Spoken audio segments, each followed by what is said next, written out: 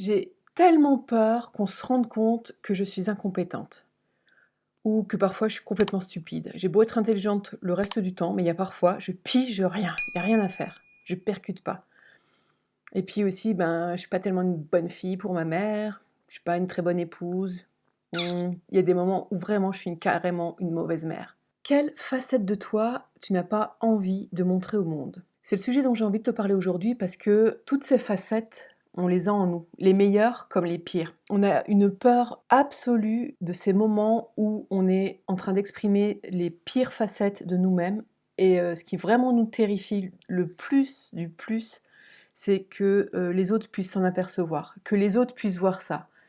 Déjà que moi je le vive, c'est inconfortable, mais alors vraiment si les autres s'en rendaient compte, je crois vraiment que je pourrais en mourir, ou en tout cas mourir de honte de ça. Et sur cette base, ben, on passe énormément de temps à, faire notre maximum pour ne jamais exprimer ces facettes de nous qu'on déteste ou qu'on n'aime pas ou qu'on aime moins. Ça nous prend mais tellement d'énergie et du coup, avant d'agir, on réfléchit: «Ah mais je vais agir parce que de telle ou telle manière, parce que je voudrais surtout pas qu'on voit ça, je voudrais pas qu'on voit que parfois je suis radine». On est vraiment tout le temps en train de composer avec nous-mêmes pour éviter ça en fait. Donc c'est ultra énergivore et c'est d'autant plus dommage que, oui, c'est pas notre préférence, mais le plus souvent, on va pas exprimer ça. En fait, c'est très très rare qu'on exprime ces facettes-là de nous-mêmes. Et donc on passe énormément de temps à se contrôler et c'est tellement énergivore pour finalement quelque chose qui se produit tellement rarement.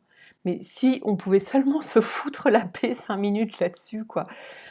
Et lâcher cette peur-là, en fait, cette peur de qu'on puisse voir parfois que je suis incompétente, que parfois je suis bête, que parfois je suis radine, que parfois je suis une mauvaise mère, que parfois je ne sais pas quoi, 3 petits points. Complète avec ce qui te concerne. Ça parle vraiment aussi du fait qu'on n'accepte pas ça en nous. Mais en nous, on a toutes les facettes, comme je viens de le dire. Les pires comme les meilleures, mais absolument toutes, quoi. On les a toutes en nous.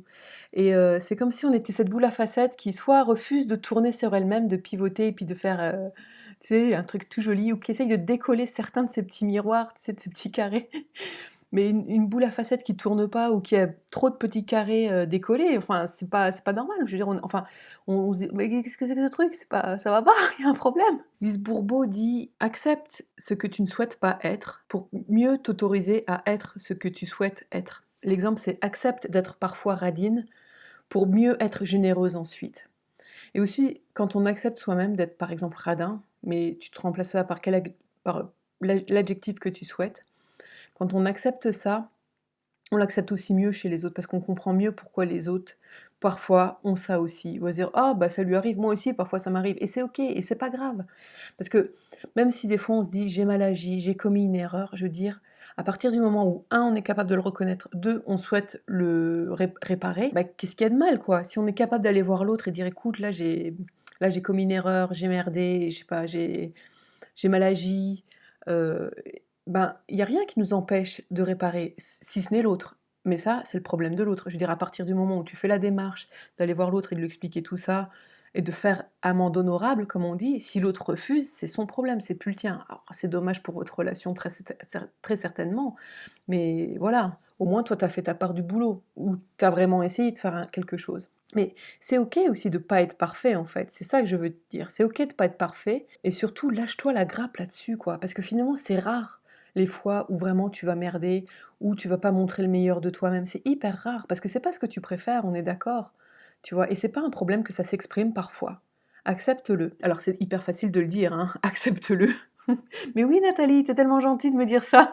Oui, ça y est, tu as fait ma journée là, mon problème est résolu.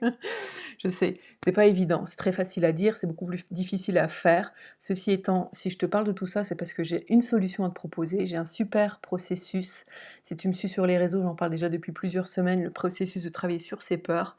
Donc là, c'est la peur d'être 3 petits points, ou la peur de qu'on voit ou qu'on dise ou qu'on pense de moi que je suis 3 petits points.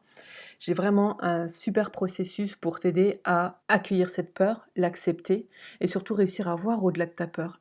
Et la dernière étape, c'est surtout de t'en encore plus par-dessus tout. C'est surtout de te libérer de cette peur-là. Je veux dire, un exemple, moi je suis quelqu'un de très généreuse, mais j'ai des moments où il y a des choses, je ne veux pas les partager. Avant, je culpabilisais, je me disais: «Oh mon Dieu, c'est moche, c'est mal et je suis une mauvaise fille, une mauvaise femme, une mauvaise personne». d'être comme ça et je me culpabilisais, je ressentais de la honte à propos de ça et maintenant je me dis: «Ben, OK, il y a des fois, pour certaines raisons, je ne veux pas partager quelque chose et je suis OK avec ça». Du coup, je me colle plus la pression là-dessus et du fait d'accepter d'être parfois «radine» entre guillemets, bah, ça m'aide à être beaucoup plus généreuse le reste du temps encore et je peux te dire que ça retire énormément de pression sur les épaules. Donc, si toi aussi tu as certaines de cette peur et je suis sûre que tu en as forcément, il faut juste trouver les adjectifs, dépréciatifs que tu ne veux surtout pas, jamais incarner et encore moins que les autres le voient. Eh ben, écoute, welcome. On peut travailler ensemble avec ce processus, que ce soit en groupe ou alors si t'aimes pas être en groupe, on peut le faire aussi en individuel. C'est comme tu veux. Tu as des liens ci-dessous en description. Donc écoute, clique et rejoins-nous et libère-toi de tes peurs. Tu n'imagines pas à quel point c'est libérateur en fait et transformateur de dégager ces peurs-là. Peur d'être incompétente, de parfois être stupide, de parfois être nulle, de je ne sais quoi. Fais-toi ce cadeau, quoi. Libère-toi de ces poids-là qui n'ont mais aucune justification réelle. En plus, c'est des poids qui reposent sur nos épaules et qui, en fait, qui sont franchement mais juste des jugements erronés qu'on a à propos de nous-mêmes et qui vraiment mais nous pèsent de dingue sur le cœur, tu vois? Et vraiment ça nous empêche d'être nous-mêmes. J'ai déjà fait une vidéo précédemment, je vais te mettre la petite fiche ici, où je dis, que nos peurs nous empêchent de nous aimer et c'est totalement ça. Bah, je vais te laisser cliquer, je ne veux pas répéter, mais c'est totalement ça, en fait. Quand on a peur, on s'éloigne de nous-mêmes, c'est comme si on se rejetait ou on s'abandonnait nous-mêmes et c'est vraiment ça que je te propose, c'est de t'accompagner à lâcher tout ça et du coup à accepter plus qui tu es de façon inconditionnelle, de vibrer la belle personne que tu es et la personne unique que tu es. C'est vraiment vers tout ça que je souhaite t'accompagner. Donc les liens sont en description et on se dit à très bientôt. Bye bye.